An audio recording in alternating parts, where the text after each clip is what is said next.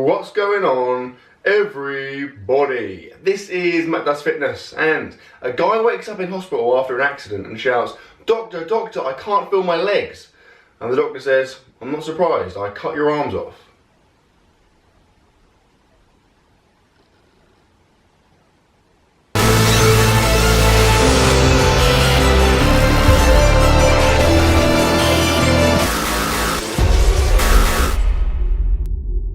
Hello and welcome to another video, and today I'm coming at you hard, almost too hard, with a big, handy, convenient squat tip. Now, admittedly, some of you might already know this, some of you might not. Those of you that don't know this, which hopefully is quite a lot of you, this will literally make you squat more, that's a fact. Those of you who do know this, not only will this video not help you, it's actually probably detrimental, because in the 30 seconds or so you've been watching this, you could have done at least one good squat set and therefore become stronger. So actually, this video has made you weaker. So apologies, but what are you going to do? Now, for those of you that do not know about this or not completely sure, I'm going to talk about bracing your core. Now, before you think, "Oh, I know this already, I'm going to turn this off," just give me a second. Hear me out. Now, I was under the impression that I understood what bracing your core was. I thought that I knew how to do that, and I was doing it across my lifts, and there was no problems. Now, it was only fairly recently when watching some other guys squatting, and I noticed that not only would they take a big breath, they'd also kind of pause for a few seconds before going into a squat. If they're doing a set of 3 or 4 squats, there was a clear pause between the reps. And I was thinking, what are they doing there?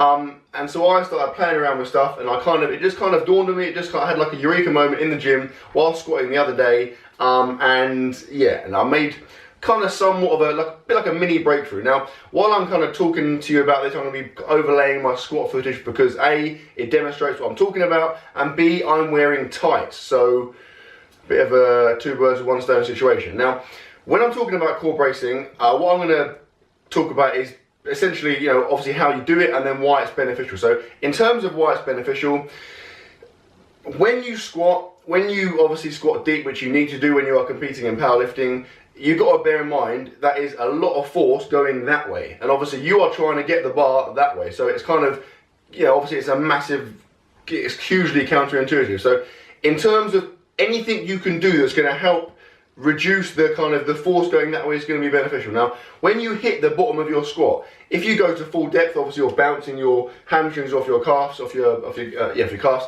If you're not, then obviously you are relying on other forces to prevent yourself from A, going down, and also B, to help generate the force to come upwards. And that is where bracing your core comes into play. So what it does is it helps you obviously generate force going upwards. It also predominantly it maintains the tightness. Now, obviously, when you are lifting really, really heavy, it's absolutely crucial you do not lose any tightness.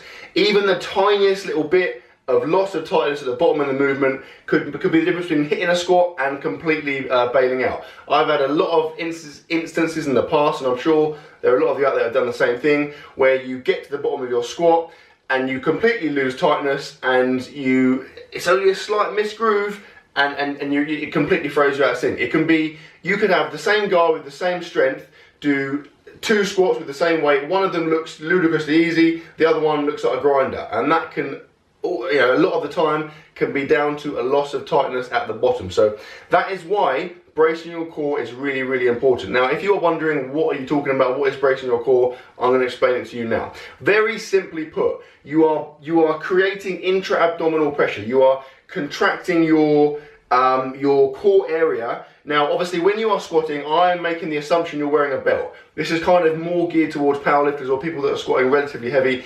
For this to be really effective, you want to have a fairly tight belt. So, assuming you are wearing a nice lever belt or something of that sort, you are very simply going to push your stomach out against the belt. You are trying to, if you imagine someone said to you, try and make yourself look really bloated, that's what you're trying to do. You're trying to really push your stomach out against the belt. Now, like I said before, I was under the impression that just taking a big breath and holding your breath was sufficient to really brace your core, and it's not at all. I spent a few months recently, or up until recently, just going to my squat, and that was it. And I thought, yeah, that's fine, I'm really bracing my core there. It wasn't until about a week or 2 weeks or so ago when I kind of, like I said, I just started, I don't even know why I did it. I just decided to really try and do that. really pushed against the belt, and the difference I felt was quite significant. So what you want to do is 2 stages. You want to get a big in-breath, and you want to hold that breath. You then want to brace your core. You want to push your stomach out against your belt. It is kind of hard to explain, but you are simply trying to contract all of your abdominal, your lower back, your just obliques, all of the area around there. You're trying to really contract it, really push it against the belt. And what that does is it creates that intra-abdominal pressure. It kind of tightens your spine.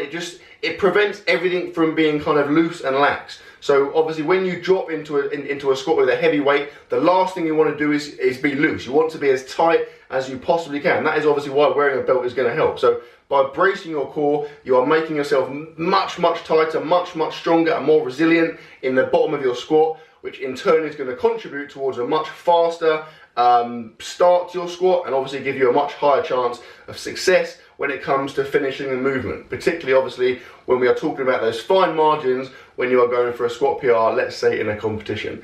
And that, my friends, is pretty much that. If you didn't understand or you want any more questions about this, obviously put it in the comment section. I will try and address that. But like I said, it's very much a case of holding your breath, bracing your core, and then going for it. Now, I'm planning on making a few more of these types of videos. I'll make some on the deadlift, some on the bench press, because I think that I kind of always make the assumption that, you know, there's so many instructional videos out there, I don't need to make any more. But actually, some of you guys obviously aren't aware of these things. I mean, I personally myself, I learn things all the time that I think I wish I'd known this like 6 months ago. So I figure, you know, if I tell you this stuff and you already know it, who cares? But if you don't know it, it could be really beneficial. So I sincerely hope you've enjoyed the video, guys. Please like, comment, share, subscribe as always, and I will see you tomorrow.